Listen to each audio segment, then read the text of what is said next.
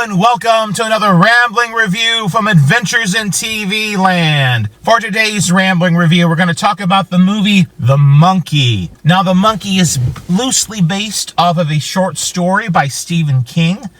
I was really excited to see this movie. I had read the short story several years ago. I reread it before the movie came out. In the original short story, it's just about these two brothers. It really focuses more on one brother who they come across in the back of their dad's closet. He was a merchant marine, and they come across this wind-up monkey that plays the cymbals, but it apparently doesn't work. There's something fascinating about this monkey that draws the brothers to it. At the same time, it repels them from it as well. Even though you wind up in the back, nothing happens, and so they think it's broke, and then suddenly the monkey, at the oddest times, it'll start plays the cymbals. And when it happens, there's some tragic death that ends up happening at that very moment to someone. The monkey is evil. Well, the one brother, he gets rid of the monkey, he throws it down a well, but then it reappears about 20 years later.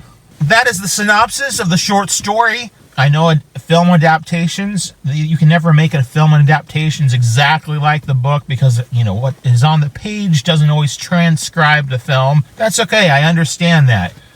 But I was excited to see what would happen with this short story. So the story would make an excellent movie, and I was looking forward to seeing this movie. I was severely disappointed and let down. The movie, it starts off, drags at the beginning, the first third of the movie. After the opening sequence, the opening sequence actually takes place with the boy's father. Instead of a merchant marine, he is the airline pilot in this movie. And there's an event that happens, and that kind of sets things up for the rest of the movie. And in the movie, The Monkey, instead of cymbals clashing, when the brothers, they find this monkey, it's not cymbals that clash. This monkey has a drum, and so it's every time when he beats the drum, somebody dies. But that is the least of the changes that were made from the short story to the film. I wish that was the only thing. It kind of, the monkey playing the drum, that's kind of a neat little twist instead of playing the cymbal.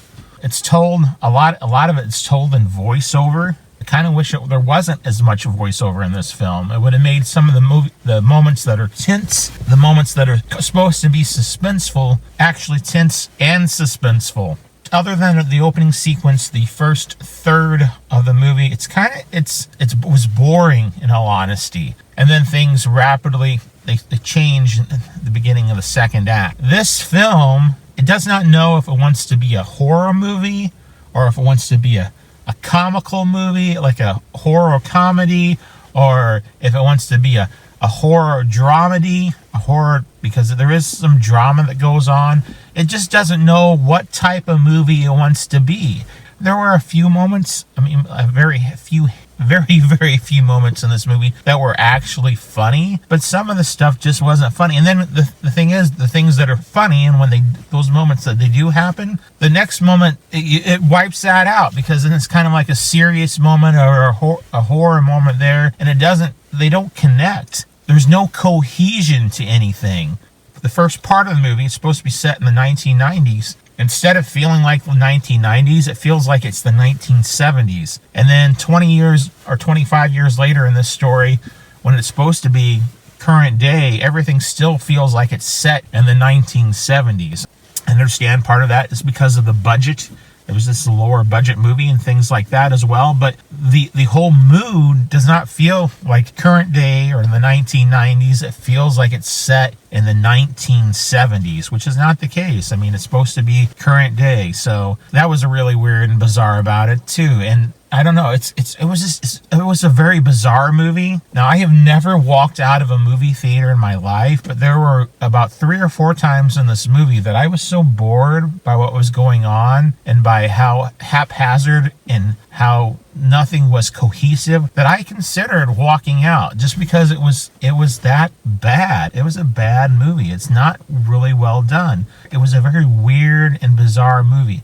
I just did not like this movie at all. Part of it, and because of that, I was looking forward to this movie. I was so disappointed. That adds into it as well. I would say on a grading scale, A+ at the top, F at the bottom, I would give this movie a D+.